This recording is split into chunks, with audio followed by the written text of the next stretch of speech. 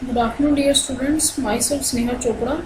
I'm a vocational trainer at Government Girls High Secondary School रेहाड़ी. जो आज हमारा topic of discussion है वो है गुड प्रेजेंटेशन स्किल्स. तो आज हम डिस्कस करने वाले हैं कि गुड प्रेजेंटेशन स्किल्स क्या होते हैं और किस तरह से हम एक अच्छी प्रेजेंटेशन दे सकते हैं. प्रेजेंटेशन के लिए हम लोग बहुत सारे पैटर्न पे वर्क करते हैं. लाइक हम लोग बोर्ड पे कुछ लिख के भी प्रेजेंटेशन दे सकते हैं. जो ज़्यादा अच्छा वे है वो है पीपीटी, पावर पॉइंट के थ्रू एक प्रेजेंटेशन रेडी करके जो है वो डिलीवर करना. तो प्रेजेंटेशन जो है उस पर हमें काम करने के लिए कुछ की पॉइंट्स को ध्यान रखना पड़ता है. लाइक हमें प्रेजेंटेशन जब भी हम रेडी करें, चाहे हमको बोर्ड पे लिख के प्रेजेंटेशन देनी है, चाहे वो पावर पॉइंट के थ्रू प्रेजेंटेशन देनी है, तो वो ऐसा नहीं लगना चाहिए कि किसी ने रट्टा मारा हुआ है या बोरिंग है, तो हमारी प्रेजेंटेशन फ्लैट ना हो जाए किसी के सामने जाके. तो हम क्या करते हैं, एक प्रेजेंटेशन रेडी करने से पहले हमेशा कुछ प्रेजेंटेशन को अच्छा बनाने के लिए उसके रिलेटेड की पॉइंट्स को हमेशा डिस्कस करते हैं. तो वही आपके सिलेबस में भी है कि एक अच्छी प्रेजेंटेशन कैसे डिलीवर करनी है. तो अभी जो आपकी स्क्रीन पे है ये भी मैंने एक प्रेजेंटेशन रेडी की हुई है through power point. Power point जो है वो सॉफ्टवेयर है जिसको माइक्रोसॉफ्ट ने डेवलप किया है specially for presentation purpose. Power point में हम एनिमेशन वर्क भी करते हैं. पावर पॉइंट में हम लोग स्लाइड एनिमेशन भी क्रिएट कर सकते हैं, कस्टम एनिमेशन भी क्रिएट कर सकते हैं. और जो पावर पॉइंट का जो सबसे ज़्यादा जो यूज़ है वो प्रेजेंटेशंस के लिए ही है. इफ़ेक्ट्स एनिमेशन वो सेकेंडरी पार्ट है जो बाद में अपनी प्रेजेंटेशन में जो है हम लोग लुक या स्किल्स ऐड करने के लिए करते हैं यूज़. बट मेन पॉइंट है कि प्रेजेंटेशन आपने देनी है तो आपको किन किन चीज़ों का ध्यान रखना है, क्योंकि प्रेजेंटेशन डिज़ाइन भी आपने करनी है, प्रेजेंटेशन के रिगार्डिंग बोलना भी आपने है, रिप्रेजेंट भी आपने करनी है. तो सबसे पहले है डूज़ क्या हैं प्रेजेंटेशन के, मतलब वो की पॉइंट्स जिनको आपको प्रेजेंटेशन करने से पहले, एक प्रेजेंटेशन डिलीवर करने से पहले हमेशा फॉलो करना है. सबसे पहला है प्रैक्टिस. आपको प्रेजेंटेशन डिलीवर करने से पहले एटलीस्ट अपनी प्रेजेंटेशन को 4 से 5 बारी प्रैक्टिस ज़रूर कर लेना चाहिए, ताकि आप प्रेजेंटेशन देते टाइम फंबल ना करें, स्कैमर ना करें, आप कुछ गलत पॉइंट्स पे ना बोल जाएं, ज़्यादा फास्ट ना हो अपनी प्रेजेंटेशन से, या ना ज़्यादा स्लो भी नहीं होने चाहिए. ये ना हो कि आपके प्रोजेक्टर पे कोई और स्लाइड चल रही है और बोल कुछ रहे हो आप, या आप इतनी तेज़ बोल रहे हो कि जो आपकी ऑडियंस है उसको एक्सेप्ट नहीं कर पा रही है, आप इतना स्लो बोल रहे हो कि जो आपकी ऑडियंस है वो बोर होने लगी है. तो आपको हर चीज़ का ध्यान रखना है. उसी के रिलेटेड आपकी ऑडियंस जो है वो बहुत ज़रूरी है कि वो जो सुनने वाले लोग हैं वो किस तरह के होने वाले हैं. वो प्रोफेशनल्स हैं, वो स्टूडेंट्स हैं, वो लेमैन हैं जिनको जिस चीज़ के बारे में, जिस टॉपिक के बारे में आप डिस्कस करने वाले हो उसके बारे में वो कुछ नहीं जानते. तो आपकी प्रेजेंटेशन जो है उसी वे में डिज़ाइन होनी चाहिए. अगर आपके सुनने वाले ऑडियंस बहुत प्रोफेशनल है तो हम लोग ज़्यादा बेसिक में ना जाके मेन की पॉइंट्स को डिस्कस करते हैं. अगर आपकी सुनने वाली जो ऑडियंस है वो बिल्कुल लेमैन्स है, उनको नहीं पता कि जो टॉपिक है वो किस बारे में है, वो होली सोली आप पे डिपेंड करते हैं कि जो आप समझाओगे उनके लिए वही नॉलेज है, सिर्फ उनको उस टॉपिक के बारे में उतना ही पता है. तो फिर आपको प्रेजेंटेशन उसी के अकॉर्डिंग बहुत बेसिक से स्टार्ट करनी पड़ती है. तो प्रेजेंटेशन के लिए प्रैक्टिस और ऑडियंस का पता होना ये सबसे पहला की पॉइंट है. सेकंड, आप अपने आप को इंट्रोड्यूस कैसे करते हो वो बहुत ज़्यादा इम्पोर्टेंट है. अगर आपकी इंट्रो फ्लैट है, मतलब अगर आप कॉन्फिडेंटली अगर आप खुद को इंट्रोड्यूस नहीं कर रहे अपनी ऑडियंस के सामने, या अगर आप इंट्रो देते टाइम ही अगर आपका जो है वो आई कॉन्टैक्ट या एक रिलेशन बिल्ड नहीं हो रहा आपकी ऑडियंस के साथ, तो आप कभी भी एक अच्छी प्रेजेंटेशन नहीं दे सकते. तो जब भी आप अपनी इंट्रो दो, अपने आप को रिप्रेजेंट करो. सबसे पहले तो आपको प्रेजेंटेशन देते टाइम अपने आप को रिप्रेजेंट करना है, तो वो कॉन्फिडेंस के साथ, और आपको अपनी ऑडियंस के साथ कनेक्ट करना है, चाहे वो ओपन क्वेरीज के थ्रू हो, चाहे वो आपसे रिवर्ट इंट्रो के थ्रू हो, जैसे भी हो. आपका जो मेन पॉइंट है वो है आपकी ऑडियंस के साथ आपका कनेक्ट करना, ये बहुत इंपॉर्टेंट है. नेक्स्ट है कि आई कांटेक्ट मेंटेन करना. आप किस तरह से जो है अपनी ऑडियंस के साथ आई कांटेक्ट क्रिएट करते हो वो भी बहुत ज़्यादा ज़रूरी है. अगर आपकी ऑडियंस के साथ आपकी कनेक्टिविटी नहीं है, आप देख कहीं और रहे हो, प्रेजेंटेशन कुछ और है, आपकी ऑडियंस के बारे में आपको नहीं पता, आप उनके साथ अगर आई कांटेक्ट मेंटेन नहीं करते तो भी जो है आपकी प्रेजेंटेशन उतनी अच्छी नहीं जाएगी। आपकी ऑडियंस आपके साथ जब तक कनेक्ट नहीं करेगी, उनको आपके टॉपिक के रिलेटेड कुछ भी समझ नहीं आने वाला। नेक्स्ट है यूज़ प्रॉप्स। अगर आप प्रॉप्स का यूज़ करते हो तो आपकी प्रेजेंटेशन और ज़्यादा एक्साइटिंग हो जाती है। लाइक सपोज मुझे अगर फ्लैश के बारे में आपको प्रेजेंटेशन देनी है, जो हमारा एक सॉफ्टवेयर है 2D एनिमेशन के रिलेटेड, अगर मेरे पास 2 डायमेंशनल एनिमेशन के रिलेटेड कुछ अगर प्रॉप्स प्रेजेंट होंगे, अगर मैं आपको बता सकूं कि ये 2D एनिमेशन इस तरह से बनती है, या एक मेरे पास ऑलरेडी डिज़ाइंड वीडियो है, कुछ भी प्रॉप कुछ भी हो सकता है, वो एक वीडियो भी हो सकती है, कोई साउंड हो सकता है, कोई चार्ट हो सकता है। अगर आप अपनी इमेज के रिलेटेड या आपने जो टॉपिक है उसके रिलेटेड अगर आपके पास ऑलरेडी कुछ प्रॉप्स हैं जिससे आप अपनी ऑडियंस को रियलिटी फील करा सकते हो कि अगर आपका टॉपिक किस चीज़ के रिलेटेड है, तो आपकी प्रेजेंटेशन जो है वो बहुत अच्छे से डिलीवर होगी और आपकी ऑडियंस आपके साथ पक्का अच्छे से कनेक्ट करेगी। आस्क क्वेश्चंस, ये सबसे बेटर पॉइंट है अपनी ऑडियंस के साथ कांटेक्ट करने का और अपनी ऑडियंस के साथ कनेक्ट करने का, कि आपको पता रहेगा कि आपकी ऑडियंस जो है वो आपको सुन रही है या नहीं सुन रही है।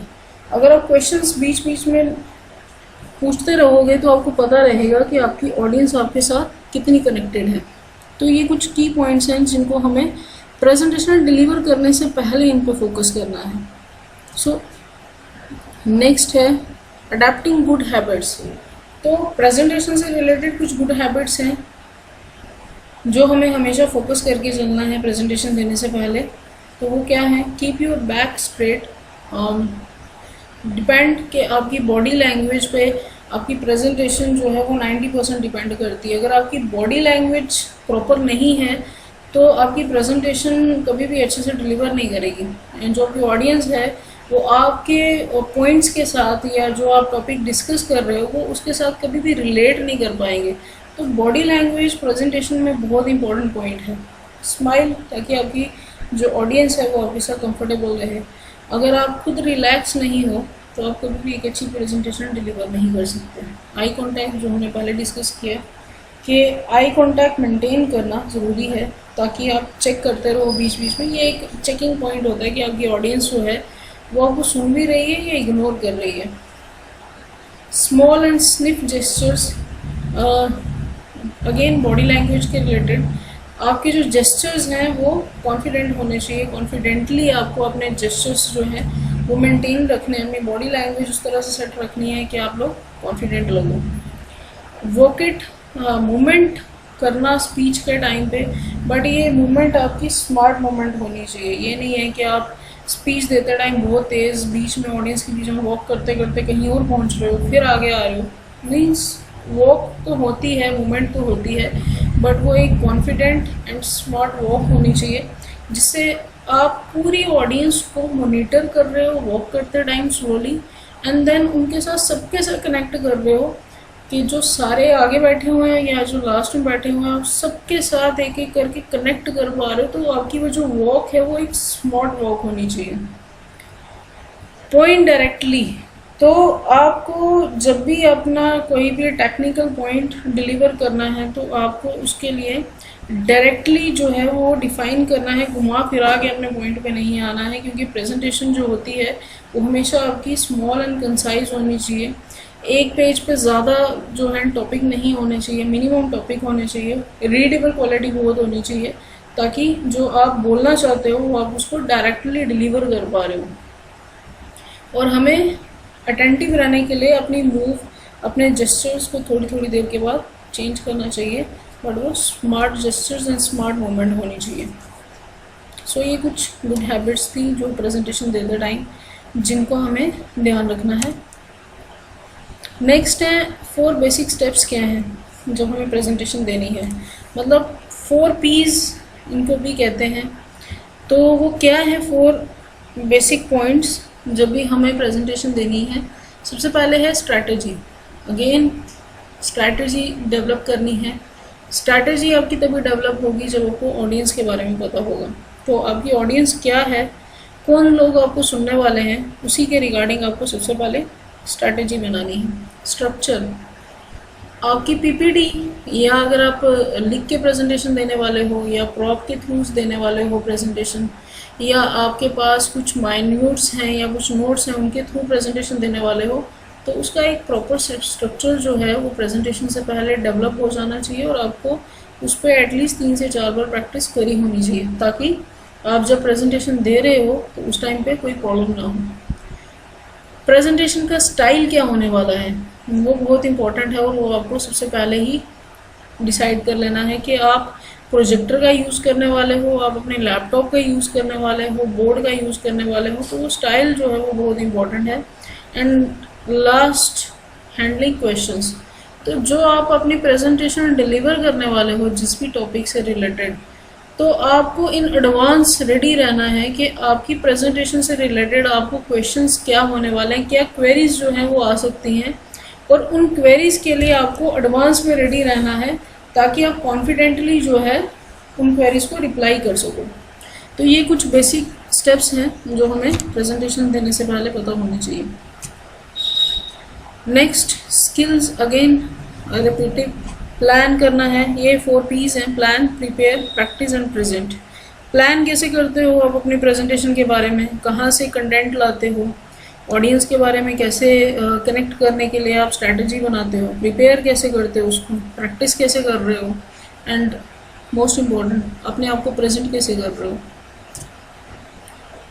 सो ये कुछ हमारे टेक्स्ट बुक के क्वेश्चंस हैं। प्रेजेंटेशन से बेसिक हमने सारा डिस्कस किया। अब टेक्स्ट बुक क्वेश्चंस हैं, जैसे टेक्निक्स क्या हैं जो हमें अडॉप्ट करनी है जब भी हमें एक गुड प्रेजेंटेशन डिलीवर करनी है। तो टेक्निक क्या है, पैशन शो करना है, ऑडियंस के साथ कनेक्ट करना है, ऑडियंस की नीड क्या है उस पर फोकस करना है कि ऑडियंस को इस पर्टिकुलर टॉपिक से क्या मिलने वाला है और इसका आउटकम क्या होने वाला है। सिंपल रखना है, कॉन्क्रीट रखना है, कोर मैसेज डिलीवर करना है, कॉम्प्लिकेट नहीं करना है आपको, स्माइल करना है, आई कॉन्टैक्ट मेंटेन करना है, स्ट्रांगली रिप्रेजेंट करना है, एंड स्लाइड्स जो हैं वो 10-20 या मैक्सिमम 30 स्लाइड्स होनी चाहिए, उससे ज़्यादा नहीं होनी चाहिए। उससे ज़्यादा स्लाइड्स होंगी तो आपकी प्रेजेंटेशन बोरिंग हो जाएगी। स्टोरीज़, अगर आप अपनी ऑडियंस को अपने साथ कनेक्ट कर सकते हो तो जितने प्रॉप्स इंपॉर्टेंट हैं टॉपिक के रिलेटेड, अगर आपके पास रियल लाइफ कुछ स्टोरीज़ हैं जो आप अपने टॉपिक से रिलेट कर सकते हो, तो वो सबसे बेस्ट की पॉइंट्स हैं जो आपकी ऑडियंस को आपकी प्रेजेंटेशन से कनेक्ट करेंगे। And use your voice practically. Important है कि आप अपनी वॉइस को कैसे डिलीवर करते हो, आपकी वॉइस जो है वो ऑडियंस के लिए ऑडिबल भी है या नहीं, तो उसकी पिच किस तरह से आप मूव कर रहे हो, आपकी वॉइस की रेज कर ज़्यादा रेज ना हो जाए और स्लो करते टाइम ज़्यादा स्लो ना हो जाए, वो भी बहुत ज़्यादा इंपॉर्टेंट है। तो ये हमारी टेक्स्ट बुक का क्वेश्चन था जिसमें कि कौन सी टेक्निक्स हैं जो हमें गुड प्रेजेंटेशन देते टाइम देखनी है। Next question is hardware requirement. Hardware requirement है ब्लैक बोर्ड हो जाए, वाइट बोर्ड हो, फ्लिपकार्ट हो, पावर पॉइंट प्रेजेंटेशन है, या हमारे पास कुछ हैंड आउट्स, पोस्टर्स या चार्ट्स हैं। तो ये सारी लिस्ट है हार्डवेयर्स की जो हम यूज़ करते हैं while doing a presentation. Next is what are the factors that should be kept in mind while giving slide presentation. हाँ, अगर आप पावर पॉइंट प्रेजेंटेशन बना रहे हो, पीपीटी डिज़ाइन कर रहे हो, तो पीपीटी डिज़ाइन करते टाइम आपको कौन से फैक्टर्स का ध्यान रखना है। सबसे पहले एक स्लाइड मैक्सिमम आप 1 मिनट तक एक्सप्लेन कर सकते हो, उससे ज़्यादा करो तो वो स्लो मानी जाएगी और आपकी प्रेजेंटेशन फ्लैट हो जाती है। आपको एक स्लाइड पे ज़्यादा टेक्स्ट नहीं रखना है। जैसे अभी आपके सामने जो स्लाइड है मैंने टेक्स्ट नहीं रखा है, पैराग्राफ नहीं रखा है, की पॉइंट्स रखे हैं और ज़्यादा की पॉइंट्स को एक्सप्लेन नहीं किया है, मिनिमम की पॉइंट्स को एक्सप्लेन किया है। ग्राफ को रिप्रेजेंट करें अगर हम रेदर दैन टेबल, ग्राफ जो है वो ज़्यादा एक्सप्लेनेटरी होते हैं एज़ कम्पेयर टू टेबल। हमें पता है ग्राफिक रिप्रेजेंटेशन जो है भी किसी भी चीज़ की वो ज़्यादा अच्छी रहती है एज़ कम्पेयर टू जो आपकी टेक्सचुअल रिप्रेजेंटेशन है। टेक्सचुअल रिप्रेजेंटेशन में हमें हर चीज़ को एक्सप्लेन करना पड़ता है, जबकि ग्राफिक रिप्रेजेंटेशन अपने पिक्चर से ही सारी चीज़ें शो कर देती हैं। टेक्स्ट रीडेबल होना चाहिए, इम्पोर्टेंट है। फॉन्ट साइज प्रॉपर होना चाहिए। पर्टिकुलर वर्ड को कैसे स्पेल करना है इसकी प्रैक्टिस आपको ऑलरेडी करनी है। अगर कोई मिस्टेक तो नहीं है आपके लिखने में, तो आपको स्पेल चेक ऑन रखना है अपना टाइपिंग करते टाइम, ताकि जब भी आप टाइप करते टाइम मिस्टेक करो तो जो ऑटो स्पेल चेक है वो ऑटोमेटिकली करेक्शन कर दे। प्रोजेक्टर के साथ कंबाइन करते time proper colour combination. Background जो है वो ज़्यादा ब्लरी नहीं होनी चाहिए, ताकि जो आपका टेक्स्ट है वो रीडेबल ना हो। और ज़्यादा प्रेजेंटेशन में हमें एनिमेशंस नहीं लगानी है। लाइक अभी मैं अगर यहाँ पे एनिमेशन ऐड की होती और अगर ये मेरी स्क्रीन मूव कर रही होती तो मैं भी आपको ये जो टेक्स्ट आप इजीली रीड कर पा रहे हो तो ये रीडेबल नहीं होता। तो एनिमेशन हम लोग रिप्रेजेंट करते हैं लाइक डिपेंड कि जब वो कुछ एक्सप्लेनेटरी प्रेजेंटेशन ना हो। तो जब एक्सप्लेनेटरी प्रेजेंटेशन है, जैसे अभी आपकी ऑनलाइन क्लास चल रही है, तो यहाँ हम कोशिश यही करते हैं कि एनिमेशन को अवॉइड करें। So next question is do's and don'ts while practicing for the presentation। कौन सी चीज़ों की हमें प्रैक्टिस करनी है और कौन सी चीज़ों की नहीं करनी है प्रेजेंटेशन के रिलेटेड। तो वो है शॉर्ट सेंटेंसेस का यूज़ करना है, शॉर्ट वर्ड्स का यूज़ करना है, एक्टिव टेंस का यूज़ करना है, लैंग्वेज आपकी लाइवली होनी चाहिए, प्रिसाइज और स्मॉल चीज़ों में ही उसको एक्सप्लेन कर देना है, ज़्यादा थ्योरेटिकल पार्ट में नहीं जाना है, आपकी वॉइस ऑडिबल होनी चाहिए। आप अगर चाहो तो मिरर के सामने प्रैक्टिस कर सकते हो, अपनी ऑडियो वीडियो टेप बना के खुद सुन सकते हो कि कहाँ आपकी मिस्टेक्स हैं, वो आपको खुद ही पता चल जाएगा। हम जो है वो खुद ही अपने सबसे अच्छे टीचर होते हैं, हमें ही अपनी ज़्यादा गलतियों के बारे में पता होता है। तो अगर हम अपनी रिकॉर्डिंग करके अगर उसको प्रैक्टिस करेंगे तो वो ज़्यादा बेटर है। वर्ड्स को रिमेंबर रखना है। कुछ जब आप वॉक कर रहे हो तो वॉक करते टाइम अगर आप वर्ड्स ही भूल गए तो वो ज़्यादा प्रॉब्लम क्रिएट करेगा। तो कुछ वर्ड्स को आपको रिमेंबर भी रखना है कि आपको प्रेजेंटेशन के टाइम पे कौन से वर्ड्स यूज़ होंगे और कहाँ वॉक करोगे और किस टाइम पे आपको कुछ प्रेजेंटेशन की लाइंस को याद भी रखना है। स्लाइड्स जो है वो शॉर्ट रखनी है।